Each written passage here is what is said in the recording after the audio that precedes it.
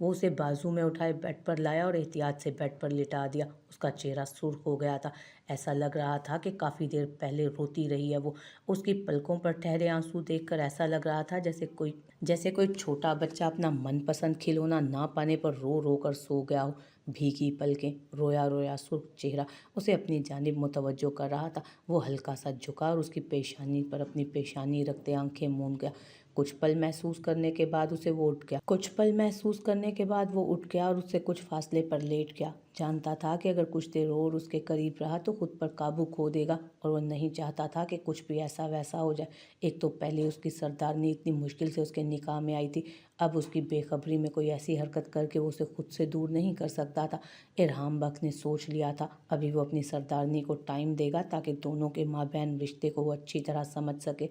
उस वक्त शाह हवेली वाले खामोशी से बैठे नाश्ता कर रहे थे जब उस खामोशी को शुमाइला ताई ने तोड़ते हुए आवाज़ में उस वक्त शाह विला के लोग खामोशी से बैठे नाश्ता कर रहे थे जब इस खामोशी को शुमाइला ताई की आवाज़ ने तोड़ा था।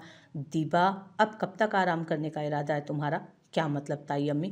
मतलब ये कि तुम्हारी शादी को 15 दिन हो गए हैं। तुम घर के काम काज में हाथ बटाना कब शुरू करोगी?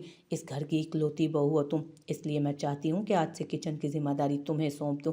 आखिर कब तक मैं और माँ हम ये सब संभालेंगे? व्हाट? मैं और किचन के काम? No, never ever. भाई, मुझसे नहीं होंगे ये काम किचन विचन के। दीबा नाक मुंह चढ़ाते बोली। क्यों नहीं होंगे? क्या तुम इस दुनिया की कोई अनोखी बहू हो जो ये सब नहीं करोगी? माँ हम शादी के पहले तो बड़ी बातें करती थी भाभी। माँ हम शादी के पहले तो बड़ी बातें करती थी भाभी, आप फिक्र ना करें, दीबा सब संभाल लेगी। मैंने इसे सब कुछ सिखा दिया। एक किचन की जिम्मेदारी तो संभाल नहीं सकती, आई बड़ी सब संभालने वाली। भाभी, अभी दिन ही कितने हुए, अभी तो इसे एंजॉय करने दें, बाद में तो सब इसी ने करना है। हाँ, तो मैं कौन सा इसके सर पर पूरे घर की जिम्मेदारी डाल रही हूँ, बस एक किचन ही तो संभालने का बोला है। और रही इंजॉय करने की बात, तो वो तुम्हारी बेटी खूब अच्छी तरह से कर रही है। रोज़ अरीब के ऑफिस जाने के बाद तैयार श्यार होकर निकलती है और फिर न जाने सारा दिन कहाँ मटर गश्ती करती रहती है। क्या मतलब ताई अम्मी? मटर गश्ती करती हूँ मैं? अब शादी के बाद क्या मैं अपनी दोस्तों से भी ना मिलूँ? ताई अम्मी, आप तो टिपिकल सास की तरह चाहती हैं कि मैं आपकी घर गृहस्थी संभालती रहूं। आई एम सॉरी टू से, बट मैं घर में कैद होकर नहीं रह सकती। दीबा अपनी ज़ुबान के जोहर दिखाते शुमाइला ताई को अच्छी तरह से सुनाते हुए बोली। माँ, मुझे नहीं पता था कि तुम्हारी बेटी शादी के बाद इतना बदल जाएगी, नहीं तो मैं अपने बेटे की शादी कभी इससे ना करती। मुझे भी नहीं पता था ताई अम्मी कि आप शादी के बाद आम सासों की तरह जाहिल साबित होंगी जो अपनी बहुओं पर चटा। जुबान संभाल कर बात करो दीबा, कुछ भी उल्टा सीधा बोलने से पहले जान लो कि जिससे तुम जुबान लड़ा रही हो माँ है वो मेरी, और मैं किसी को इजाज़त नहीं देता कि कोई इस तरह से इनसे बात करे। अरीब ने दीबा के गाल पर ज़ोरदार चांटा मारते हुए कहा। एक पल के लिए डाइनिंग हॉल में सन्नाटा छा गया।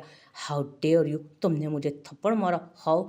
वो गाल पर हाथ रखे चीखते हुए बोली। हाँ मारा, क्योंकि तुम डिज़र्व यही करती हो। इसके बाद शायद तुम्हें समझ आ जाए कि बड़ों से किस तरह बात की जाती है।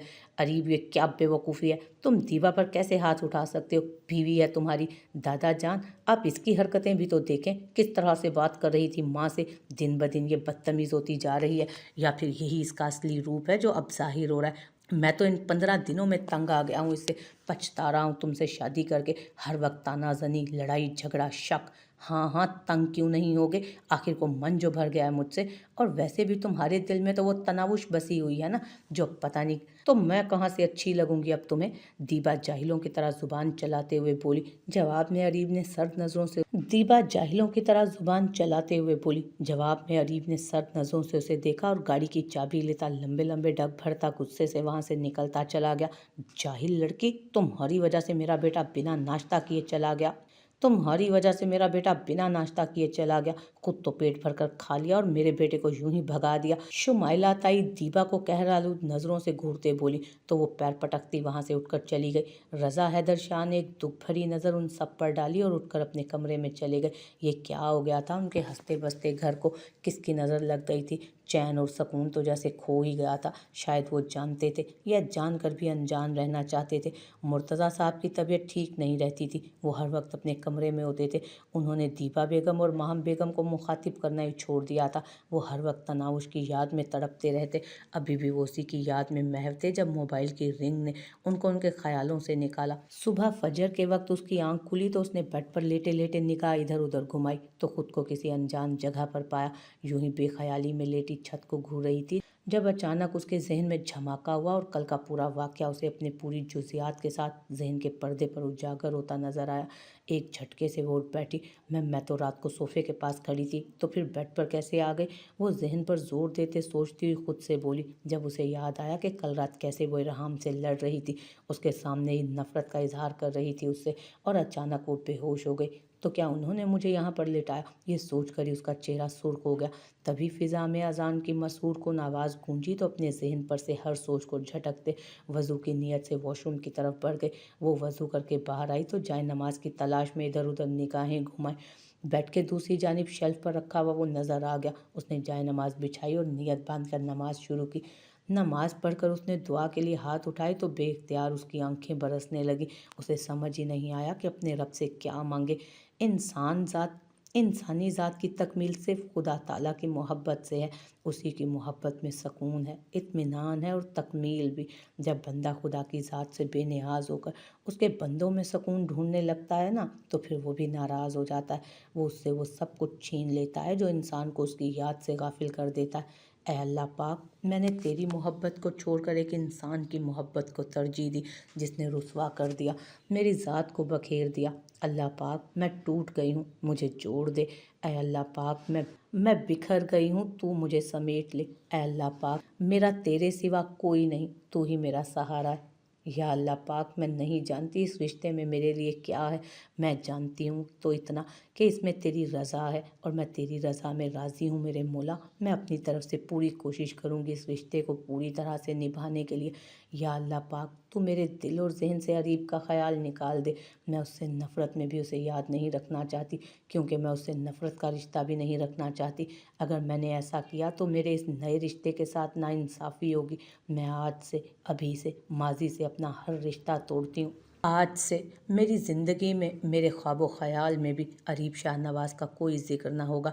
मैंने कहीं पढ़ा था कि जब भी कोई दिल दुखाए तो उसको सिर्फ़ इस वजह से दिल से माफ़ कर दो कि मुझे मेरा रब भी रोज़े महशर इसी तरह माफ़ फरमाए।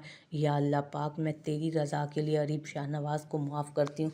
दुआ मांग कर वो जाए नमाज तय करती उठ खड़ी हुई। आज इतने दिनों बाद उसका दिल पुरसकून था। अब उसके दिल में कोई खलिश नहीं थी, बस एक लगन और तड़प थी अपने बाबा से मिलने की। भले ही उन्होंने उसे घर से निकाल दिया था, लेकिन उसका दिल किसी तोड़ ये मानने को राज़ी ना था कि उसके बाबा उससे नफ़रत करते हैं। उसे इरहाम बख्श से अपने बाबा के बारे में बात करना थी। अभी वो सोच ही रही थी जब दरवाज़ा खोलकर वो अंदर दाखिल हुआ और उसकी कल की निस्बत आज सफ़ेद रंग की कमीज शलवार पहन रखी थी, सर पर टोपी लगाई थी, शायद नमाज पढ़ के आ रहा था। शलवार कमीज़ में वो काफ़ी वजीह लग रहा था। तनावुश को उसके चेहरे से अपनी नज़रें हटाना मुश्किल लगा। इरहाम ने एक नज़र उसके खोए हुए चेहरे पर डाली जो कल की निस्बत आज शादाब लग रहा था। उसने गला खंकार कर उसको अपनी जानिब मुतवज्जो किया, जिस पर वो खज्जल होती चेहरा नीचे झुका गई। वो मुझे कुछ कहना चाहती हैं? जी बोलें, मैं सुन रहा हूँ। वो मुझे बाबा से बात करनी है, वो हिचकिचाते हुए बोली। ओके, नंबर याद है आपको? इरहाम ने एक बार भी नहीं पूछा कि तुम्हारे घर वाले हैं, तो फिर तुमने एक बार भी उनसे बात करने की कोशिश क्यों नहीं की? या ये कि तुम्हारे पास मोबाइल था तो तुम क्यों नहीं बात कर रही थी? शायद वो उसकी कैफियत समझ रहा था, इसलिए उसने नंबर पूछकर उससे डायल करना शुरू कर दिया और फिर मोबाइल उसकी तरफ बढ़ा दिया और खुद बाहर जाने लगा जब तनाउश ने अचानक हाथ बढ़ाकर उसे जाने से रोक दिया। उसकी भीगी आंखों में डर और इल्तजा थी, जिसे समझते वो रुक गया। रिंग जा रही थी और तनाउश का दिल तेज़ी से धड़क रहा था, न जाने उसके बाबा कैसा रिएक्ट करें। हेलो, स्पीकर से मुर्तज़ा शाह की कमज़ोर आवाज़ सुनाई दी। इतने दिन बाद उनकी आवाज़ सुनकर तनावुश तड़प उठी, उसकी आंखें तेज़ी से भीगने लगी। बाबा, तनावुश, मेरा बच्चा, मेरी जान, मेरा दिल, आप कहाँ हो? कैसी हो आप? मुझसे गलती हो गई, प्लीज़ मुझे माफ़ कर दो, मेरे पास वापस आ जाओ, वरना ये बूढ़ा बाप जान की बाजी हार जाएगा। वो तनावुश की एक पुकार पर एक ही सांस में बिना रुके बेकरारी से बोलते चले गए, जबकि इतने दिनों बाद जबकि इतने दिनों बाद अपने बाबा के लहजे में पहले जैसी मोहब्बत और शफकत महसूस करते तनाउश बेआवाज़ रोने लगी। विशी मेरी जान, आप बोल क्यों नहीं? आप ठीक तो हो ना? बाबा मैं ठीक हूँ, आप बस मेरे पास आ जाओ अभी इसी वक्त। लेकिन लेकिन लेकिन कुछ नहीं बाबा, आप आ जाओ, वो ज़िद्दी लहजे में बोली। उसके अंदाज पर इरहाम बख्श ने आईब्रो उचकाकर उसका ये ज़िद्दी अंदाज मुलाहिजा किया। तनाउश बस यही चाहती थी कि उसके बाबा उसके निकाह में ना सही लेकिन रुखसती में ज़रूर शामिल हो, जबकि उनका भी बस नहीं चल रहा था कि उड़कर बेटी के पास पहुंच जाए। इरहाम बख्श ने हाथ बढ़ाकर मोबाइल उसके हाथ से लिया और कान से लगाता बालकनी में चला गया। तनावुश को नहीं पता था कि उन दोनों के बीच क्या बात हुई, लेकिन इरहाम ने कहा कि रस्म से पहले वो उसके सामने होंगे। इतनी सी बात पर तनावुश का चेहरा खुशी से चमक उठा। थैंक यू सो मच, आज आपकी वजह से मैं अपने बाबा से मिल पाऊंगी। इसमें थैंक यू की कोई बात नहीं सरदारनी, ये तो मेरा फ़र्ज़ था। आज से और अभी से मैं आपसे वादा करता हूँ कि मैं इस चेहरे पर कभी भी उदासी का साया भी ना पड़ने दूंगा। ये एक सरदार का वादा है जो जान तो दे सकता है पर अपना वादा कभी नहीं तोड़ सकता। उसने मोहब्बत से उसके माथे पर बोसा दिया और वहाँ से चला गया।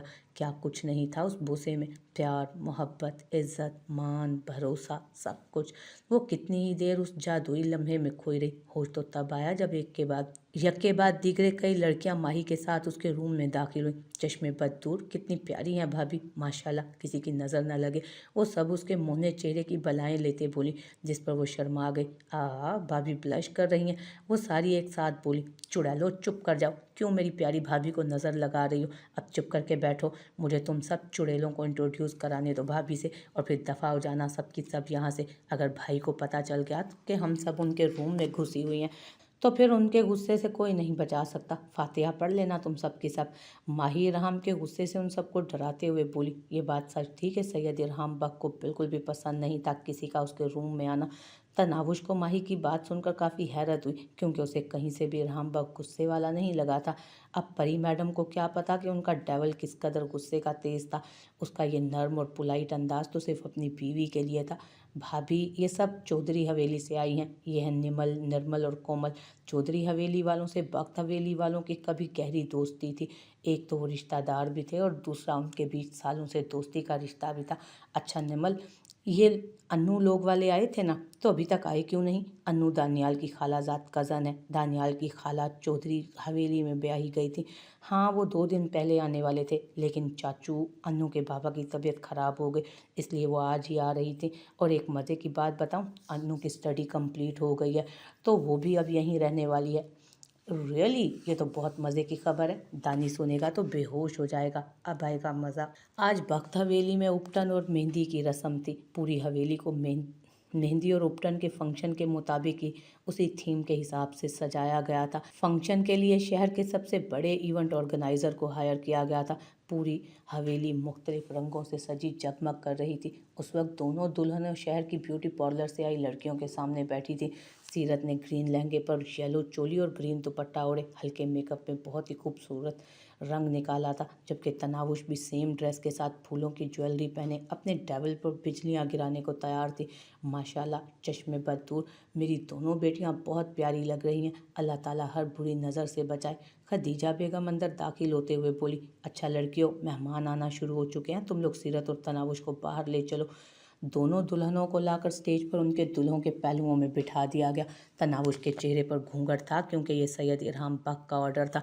गांव की औरतें जो रस्म की वजह से उसकी सरदारनी को छू रही थी, उसे तो ये बात भी सख्त नागवार गुजर रही थी। दोनों दूल्हे सफ़ेद शलवार कमीज़ पहने, गले में ग्रीन दुपट्टे डाले, भला के हैंडसम लग रहे थे। हर किसी की नज़र में सताइश थी। ज़रगाम आफंदी की नज़र पहलू में बैठी अपनी हिरनी पर पड़ी तो पलटना ही भूल गई। हिरनी, आज तो तुम मेरे दिल पर बिजलियां गिरा रही हो। तुम्हारा ये सजा संवरा रूप देखकर मेरा दिल कर रहा है कि तुम्हें इस सब से चुरा कर दूर ले जाऊं, जहां हम दोनों के अलावा कोई ना, सिर्फ तुम और मैं हूँ, और दोनों के बीच महकता हुआ हमारा इश्क। अगर आप ऐसी गंदी बातें करेंगे तो। उसकी बात सुनकर पहले तो ज़रगाम की आंखों में हैरानी उभरी, फिर उसका ज़बरदस्त कहका बुलंद हुआ, जिस पर सबने हैरानी से दूल्हे की तरफ देखा। नहीं तो क्या हिरनी, मैं तो ऐसी ही बातें करूँगा। बात क्या, मैं तो अमल भी। ज़रगाम प्लीज़। उसकी रूहान सी आवाज़ सुनी तो ज़रगाम बाद में तंग करने का सोचकर अपनी जगह खामोश बैठ गया। इरहाम बख्श खामोशी से बैठा था, जबकि घूंघट के अंदर तनावुश की मिनमिनाती हुई आवाज़ सुनाई दी। आपने तो कहा था कि रस्म से पहले बाबा आ जाएंगे, लेकिन अभी तक तो नहीं आए। प्लीज़ आप एक बार कॉल करके पूछें ना। हाँ अभी तक तो आ जाना चाहिए था, 1 सेकंड में कॉल करता हूँ। वो मोबाइल निकालते हुए बोला। बाबा, मेरे बाबा। वो बिना इर्द गिर्द की परवाह किए दोनों हाथों से लहंगा थामे तेजी से स्टेज से उतरती सामने की तरफ भागी। इरहाम ने उसे इस तरह भागते देख सामने देखा तो दाखिली दरवाजे से मुर्तज़ा हैदर शाद दाखिल होते नजर आए।